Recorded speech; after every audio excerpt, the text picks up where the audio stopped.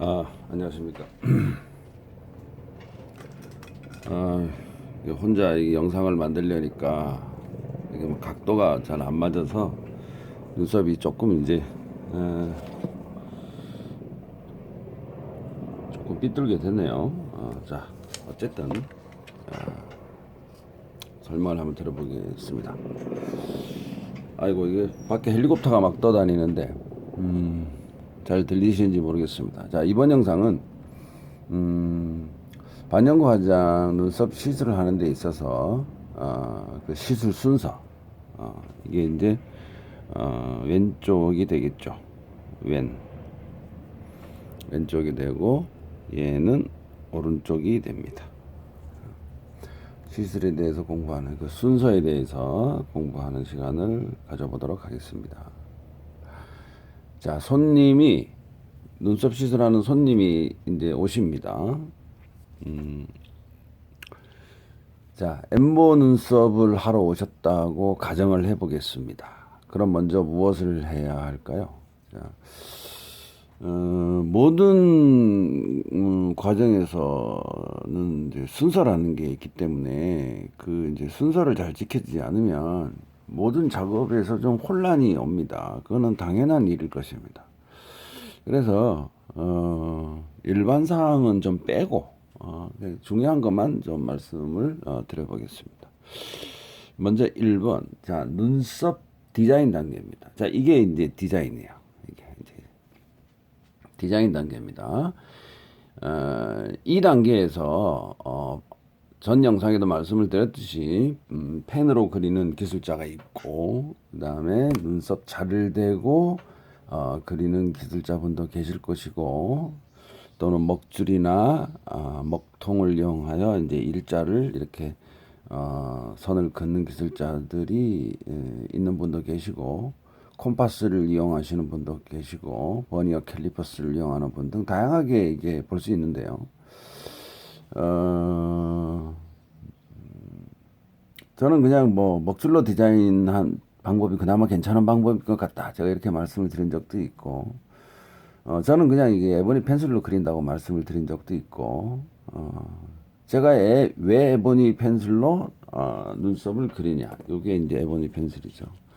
왜 눈썹을 그리냐고 하면 그 이유는 이제 저는 이제 눈썹을 얼굴형에 맞게 관상형으로 잘 맞는 눈썹을 디자인하기 위한 것이지 유행적으로 그리지 않는다고 말씀을 드렸습니다. 다만 고객님이 뭐 어떤 특별하게 원하는 눈썹의 모양이 있으면 원하는 눈썹을 그려드리긴 하지만, 일단은 양쪽을 조금 다른 모양으로 그려서 고객한테 보여드립니다. 제가 생각하기에도 이 방법이 가장 좋은 것 같습니다. 오늘 무슨 훈련 하나 봅니다. 이게 밖에 지금 헬리콥터가 막 떠다니고 있는데, 상당히 좀 기분이 짜증이 나네요. 진행한 거니까 좀 하겠습니다. 자, 양쪽을 다르게 그려 놓는다. 이게 무슨 뜻이냐? 예를 들어서 그 사람의 얼굴에 만약에 이쪽 눈썹이 이건 이제 표준형 일자로 만든 눈썹이고, 이쪽 눈썹을 제가 자 이렇게도 그려본다는 뜻입니다. 자, 예.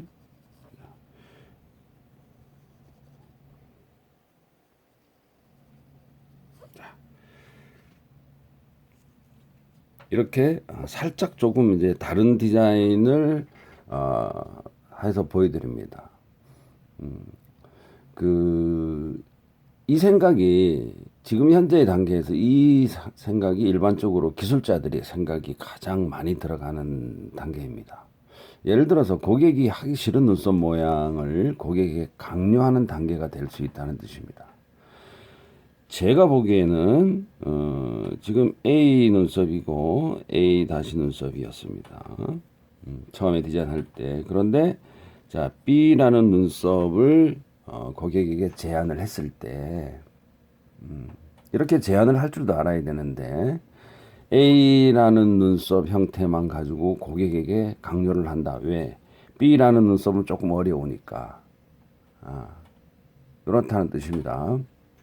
그리고 이제 고객 입장에서 B를 선택을 했습니다. 고객에서 B를 선택을 하면 바로 A 기술자는 너는 A 눈썹이 더 어울릴 거야. 이렇게 말을 한다는 뜻입니다. 강요를 한다는 뜻이에요. 그래서 요즘 한국에 이제 일자 눈썹이 아무래도 일자 눈썹이 이런 이제 중국 스타일이나 갈매기형 눈썹보다 훨씬 쉬운 게 맞아요. 그렇기 때문에 쉬운 눈썹들이 가장 이제 그 좀 많지 않느냐. 여러분들 한번 가만히 생각해 보십시오. 한국의 여성 남성 얼굴들이 서양인들보다 얼굴이 큽니까 작습니까? 크죠? 상대적으로 큽니다. 상대적으로 큰 눈썹, 큰 얼굴에 일자 형태의 눈썹을 해놓으면 더 크게 보이겠죠? 눈썹이 더 넙대대하게 보입니다. 이건 기본적으로 그렇습니다. 그래서 한국 사람들한테 가장 어울리는 눈썹은 사실은 표준형 눈썹 이상이다. 이렇게 말씀을 드리고 싶습니다. 약간 갈매기형의 눈썹이라든가 그런 형태로 가는 게 가장 어울립니다. 여러분들 요즘 인스타에 한 1, 2년 전에 떠도는 것 중에 가수 설현이라는 분이 계시죠. 그분 얼굴을 빗대어서 이렇게 일자가 어울리는지, 약간 눈썹 산이 있는 게 어울리는지라고 이제 비교해 놓은 게 있는데, 눈썹 산 어울리는 쪽으로 표를 던지시는 분이 95% 이상입니다. 그렇게, 이제, 눈썹의 리드미컬한 부분은 굉장히 중요한 부분입니다. 훨씬 더 부드럽게 보이죠. 일자 눈썹이 사실은 부드럽게 보인다고 하지만 딱딱해 보입니다. 자, 2번. 자, 두 번째는 눈썹 정지 작업입니다. 이 단계는 손님이 오셨어요. 그러면은 이렇게 잔털들이 막 이렇게 나 있겠죠. 이렇게. 이쪽에도 이렇게 나 있거나 막 듬성듬성 나 있을 겁니다. 이런 부분을 이제 우리가 보통 눈썹 정리 작업 이러는데, 중국에도 정리라는 말이 있지만은, 정지라는 말을 이제 보통 이제 중국에서 사용을 많이 합니다. 정지, 가지를 쳐낸다, 이런 뜻이 이게 되는데요. 정지는 정지인지 정리인지 하여튼 눈썹을 정리하는 겁니다. 이 단계에서는, 메이크업 선생님들께서 또 많은 영상을 주셔야 됩니다. 이거는 반영과정 이 과목이 아닙니다.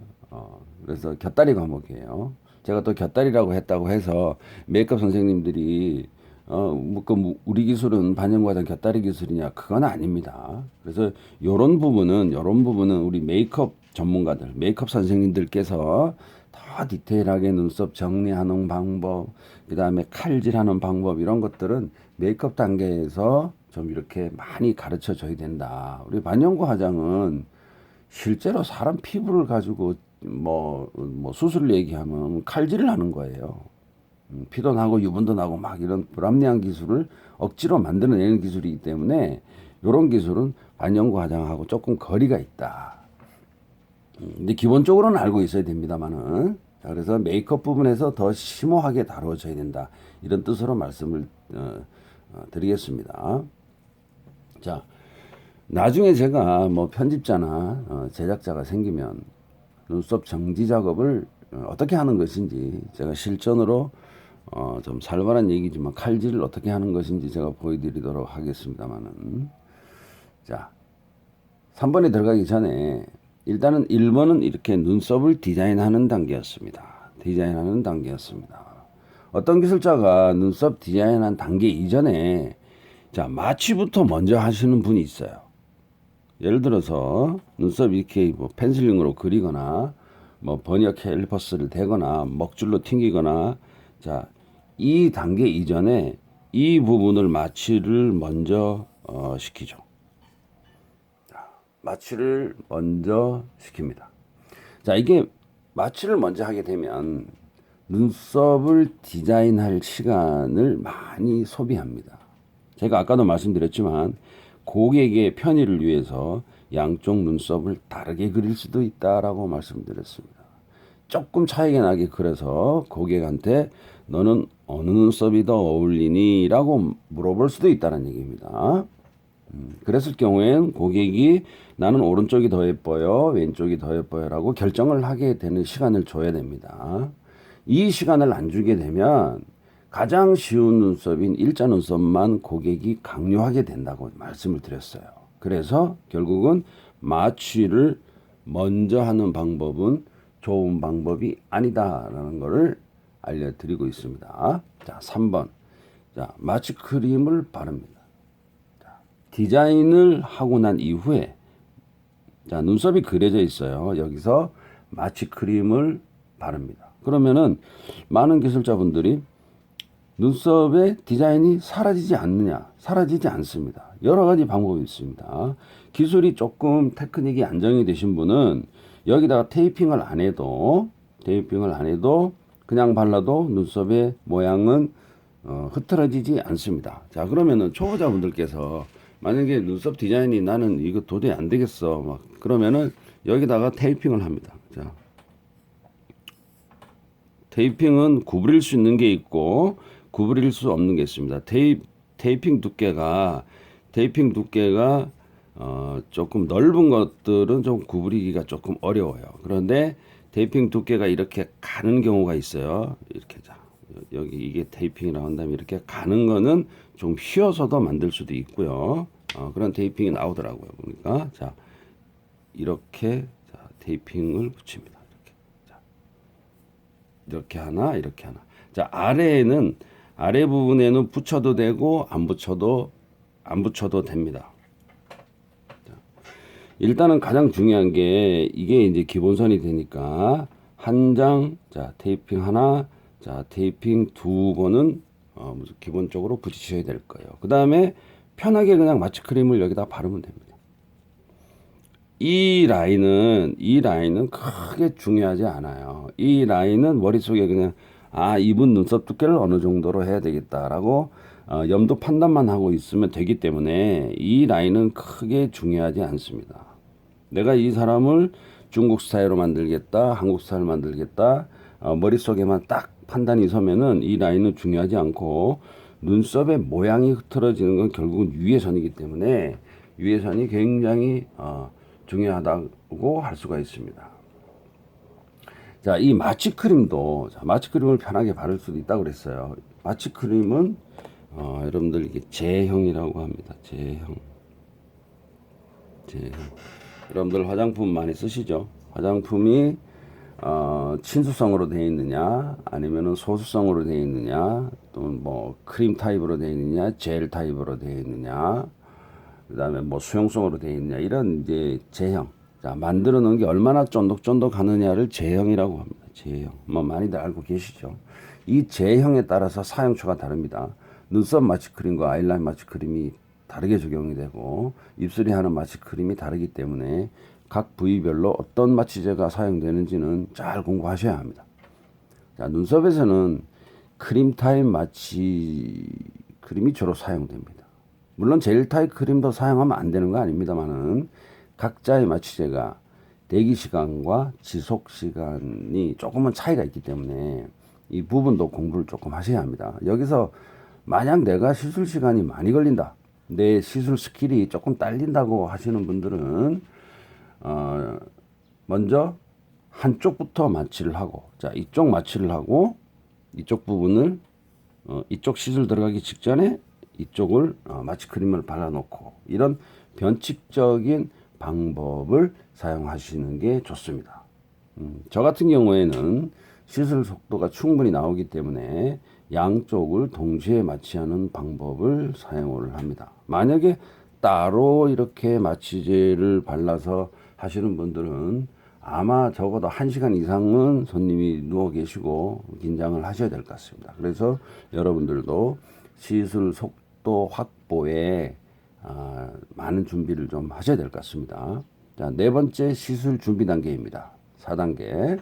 이 단계는 시술 이전에, 즉 고객이 오기 전에 사전에 미리 뭐 바트냐, 솜이냐, 아니면 머신이냐, 엠보펜이냐, 엠보 니들이냐, 색소냐, 뭐 솜이나 뭐 이쑤시개나 뭐 모든 반영구 화장 시술에 필요한 도구들을 먼저 준비를 하는 분도 계십니다만은 시술 준비를 먼저 하지 않는 것이 원칙입니다.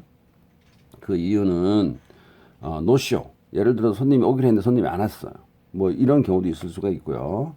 시술 도구의 오염 문제도 있습니다. 먼저 이렇게 만들어 놨다가 뭐 시간이 뭐 이렇게 지나고 하면은 오염이 있을 수도 있기 때문에 그렇게 먼저 시술 준비 단계를 거치지는 않는다는 것입니다.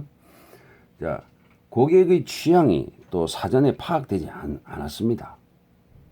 고객이 어떤 향의 눈썹을 할지 몰라요. 예를 들어서 전화상으로 상담을 했는데 본인이 막 파운데이션도 먹지 않을 정도로 엄청나게 지성입니다. 이 정도의 지성 피부는 어떤 반영구 화장을 해도 어울리지 않습니다. 그래서 일단은 고객의 얼굴을 우리가 체크를 한 다음에 기계적인 방법을 쓸 것인가, 엠버로 해야 될 것인가, 수지로 해야 될 것인가, 그 기법은 미리 정하면은 안 되는 게 사실은 원칙이죠. 고객이 왔을 때 충분한 상담을 통해서 아까 1차형 눈썹을 기술자가 강요하듯이 제가 엠버 기술을 잘한다고 해서 많은 분들한테 너는 엠버로 해도 돼 라고 이렇게 말하면은 사실은 안 됩니다. 엠버로 최적화된 피부인지 그 다음에 수지 기술로 최적화된 피부인지 그걸 분명히 보고 기술자가 판단을 해줘야 됩니다. 기술이 배우고 쉽고를 떠나서 고객의 피부의 컨디션에 따라서 기법이 변화가 될 수도 있다. 이렇게 말씀을 드리고 있습니다. 자, 다섯 번째. 자, 오른손잡이일 경우에, 제가 오른손잡이입니다. 오른손잡이일 경우에 왼쪽 눈썹을 먼저 랜딩합니다. 자, 왼쪽 눈썹. 얘가 왼쪽이에요. 왼쪽 눈썹을 먼저 랜딩합니다. 또 여기서 어떤 기술자는 저한테 태클을 이렇게 겁니다. 왜 왼쪽 눈썹을 먼저 시술해야 하냐? 나는 오른쪽부터 먼저 한다. 무슨 소리 하냐? 하고 또 질문을 주시는 분이 계실 것이기 때문에 제가 오늘 영상에서는 간단하게만 말씀드리면 다음 영상에서 제가 이제 엠버의 밀당 기술에 대해서 말씀을 드리겠습니다. 그 이유는 엠버 선을 수십 개 만들면서 실수하지 않는 기술자는 거의 없습니다. 다만 고객만 모를 뿐입니다. 저도 간혹 실수를 하겠죠. 자, 그런데 실수한 엠버의 선을 고객한테 저는 예를 들어서 이게 실수했던 선이라고 합시다. 얘가. 그러면 이 선을 제가 고객한테 손님 제가 이 선은 실수했습니다. 이렇게 말하는 기술자 있을까요? 한 사람도 없습니다. 그냥 넘어가는 겁니다. 고객은 모르니까. 그런데 혹시나 조금 실수했을 때 오른손잡이이기 때문에 오른쪽 이 눈썹으로 교정이나 보정을 해야 하기 때문에 얘를 먼저 합니다. 이해되시나요? 자, 얘를 조금 잘못했어요. 그러면은 오른손잡이는 이쪽 왼쪽 눈썹의 시술 테크닉이 얘보다 더 떨어진다는 얘기입니다. 오른손잡이기 때문에 그렇습니다. 자, 왼손잡이는 이쪽에서 하게 되겠죠. 왼손잡이는 당연히 이 눈썹이 정상적으로 갑니다. 오른손잡이는 이 눈썹을 더 잘해야 된다는 뜻이에요. 왜? 오른손잡이기 때문에. 오른손잡이인데도 이 눈썹이 더 잘 된다 이런 그 사람 잘못된 거예요. 잘못된 겁니다. 자, 나중에 엠보 기술이 어느 정도 고급 기술에 올라오게 되면은 이걸 정확하게 여러분들 스스로 체험을 할 것입니다. 자, 여섯 번째. 고객의 오른쪽 눈썹을 이제 시술합니다. 얘를 먼저 한다 그랬어요. 얘를 먼저 시술하고 고객의 오른쪽 눈썹으로 시술을 합니다. 자, 얘를 먼저 시술하고 2차 마취제를 바르고 이쪽으로 넘어오겠죠. 그죠? 자, 그 다음에 얘를 또 1차 시술을 합니다. 1차 시술을 하고 다시 2차 마취제를 바르고 넘어갑니다. 자, 결국 1번. 자, 이렇게 시술했다가 이쪽으로 와죠. 자, 옵니다. 얘를 시술하고 다음에 다시 갑니다. 그죠? 자, 요게 이제 1번. 자, 왼쪽부터 하고 오른쪽 하고 다시 이쪽에 두 번째 시술하러 갑니다. 두 번째 시술. 이걸 이제 테크니컬 랜딩이라고 합니다. 자, 이 단계가 엠보 시술에서 가장 중요한 단계입니다. 이 단계가 엠보 시술에서 무지무지 중요한 단계입니다. 이걸 테크니컬 랜딩이라고 합니다. 많은 기술자가 엠보 니들로 색설을 찍어서 그냥 선을 막 그어주면 그게 끝나는 줄 알고 있습니다만은 요즘 뭐 영상들 보니까 이렇게 엠보 펜대를 이게 어디 갔지? 엠보 펜대.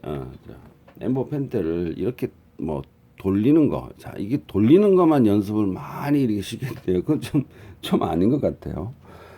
자,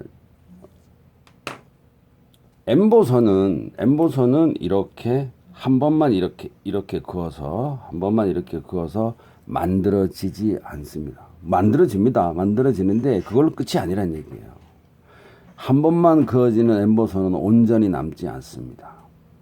자, 제가 테크니컬 랜딩이라고 자꾸 말씀을 드리는데 엠보선을 한 번만 그어서 만드시는 분들은 왜 한 번만 그어서 만드는지 그 이유가 있어요. 선이 더 안 만들어지는 경향을 보이고 선이 세게 한 번만 하려고 하는 사람들은 당연히 선을 세게 만들겠죠. 수압을 누릅니다. 그래서 수압을 누르게 되면 선이 굵어지는 결과를 보이기 때문에 결코 좋지 않습니다. 그럼 왜 이거 한 번만 하려고 세게 하느냐 이러면은 또 이게 시력 안 좋으시는 분들이 또 저보고 뭐라 그럴지도 모르겠습니다만은 이 시력에 문제가 있습니다. 시력. 저도 노안이 왔어요. 하지만 저도 평상시에 안경 씁니다. 근데 시술을 할 때는 안경을 벗고 시술 포커스에 맞추기 때문에 안경을 벗고 합니다. 통상적으로 노안하고 저는 반대 경향이 왔지만은 여러분들 만약에 노안이 오신 분들께서는 뭐 35세 40점 넘어가면 노안이 다 옵니다. 노안이 오신 분들께서는 그 한 뼘 안경이라고 있습니다. 그 안경 쓰고 시술하면 돼요. 그런데 자, 테크니컬 랜딩이 왜 테크니컬 랜딩이냐? 한 번 선이 이렇게 그어졌어요. 그러면은 이 그대로의 선을 그대로 따라갈 수 있는 기술이 테크니컬 랜딩 기술입니다. 이게 귀찮다는 거예요. 그렇기 때문에 한 번만 시술하려고 하는 경향을 자꾸 보인다는 말이죠. 이 부분에 대해서는 제가 다음 영상에서 밀당 기술에서 말씀을 한 번 더 영상 올려드릴게요. 자, 왼쪽하고 오른쪽하고 다시 왼쪽하고 다시 오른쪽으로 건너옵니다. 자, 요 단계에서 시술이 끝납니다. 자, 그 다음에 마지막 네 번째는 자, 보정 시술을 하죠. 보정. 여기다 써야 되겠다. 보정 시술. 자, 요게 뭐냐면 자, 앉아 있을 때의 눈썹의 형태를 잡았습니다. 시술은 누워서 했습니다. 그러면 내가 누워서 한 게 앉아 있을 때는 과연 어떻게 보일 것인지 다시 고객을 이렇게 세웁니다. 세워서 앉은 상태에서 편안한 상태에서 눈썹을 왼쪽 오른쪽을 체크를 합니다. 왼쪽 오른쪽을 체크를 합니다. 통상 이때 보면은 눈썹의 센터에서 어느 쪽에 거리가 조금 더 멀고 짧고 눈썹의 길이가 살짝 짧고 어느 쪽이 살짝 올라가고 내려가고 이런 부분이 생기기 마련이기 때문에 이 부분을 체크를 해서 보정 시술을 하게 됩니다. 보정 시술이라고 하는 것은 엠보 시술뿐만 아니라 반영과장 모든 시술에서 나타나는 이상 현상들이 있습니다. 피가 나거나 유분이 흐르거나 또는 가장 이상적인 피부인 40대 피부 하얗고 건성 피부이거나 또는 좀 불합리한 지성이거나 하는 이런 좋지 않는 여건들이 너무나 많이 있기 때문에 조정 시술을 해야 하는 단계가 바로 보정 시술인 것입니다. 자, 아까 말씀드렸듯이 테크니컬 단계의 기술이거나 이 보정 시술 단계에서는 시력이 좋아야 가능합니다. 니들을 정확히 보고 여기서 니들이라고 하는 것은 이 부분이에요. 니들이라고 하는 것은 그냥 이걸 보는 게 아니에요. 자, 이게 엠보침이죠. 이 니들을 보라는 게 아니고 니들이라고 하는 것은 이 바늘 끝단이죠. 끝단. 바늘 끝단을 정확하게 볼 수 있는 기술이 바로 랜딩 기술에 속합니다. 무슨 말씀인지 이해가 좀 되셨으면 합니다. 그래서 색소를 바늘 끝단에만 묻히는 거고 엠보 침부 전체 자 여기에다가 색소를 지저분하게 막 묻히면은 바늘 끝에 끝단을 볼 수 없기 때문에 많이 색소를 묻히는 사람들은 정확도가 그만큼 떨어집니다. 여러분들 뭐 비단 유튜브 영상뿐만 아니고 다른 뭐 영상들 봐보십시오. 고객의 눈썹에 털이 뭐 어느 정도 있는 사람이 있을 수도 있겠죠. 근데 이런 사람의 눈썹 털 사이를 헤집고 들어가는 그 클리어 기술도 있어야 되지만 색소를 여기에 많이 묻혀가지고 있으면 이 고객 털에 눈썹이 많이 나 있는데 그 사이를 헤집고 들어가면은 정말 짜증이 나겠죠. 그다음에 선 간격도 맞출 수가 없어요. 지금 이제 그런 영상들이 많이 보이더라고요. 그래서 제 입장에서는 야 이거는 좀 후배 이제 막 기술을 배우려고 하시는 분들 입장에서 보면 야 저 기술을 저대로 따라 했다가는 조금 나중에 문제가 생기겠다. 그래서 잘못 배운 젊은 기술자들 분들이 저희 같이 수십 년을 한 기술자들이 야 이거는 조금 문제가 있다 이러면은 오히려 막 덤벼들어요. 제 기술이 어때서 그러냐고. 그런 현상들을 좀 보고는 있습니다만은 하여튼 여러분들 좋은 엠보 기술뿐만 아니고 국가 자격증을 위해서라도 여러분들이 공부를 좀 하셔야 될 것 같습니다. 자, 다음 영상에서는 국가 자격증과 밀당 기술도 해드리고요. 국가 자격증과 민간 자격증 민간 자격증에 대해서 간단하게 좀 말씀을 드리겠습니다. 오늘은 영상을 여기까지 할게요. 자, 구독과 좋아요 좀 꼭 좀 부탁드리겠습니다. 감사합니다.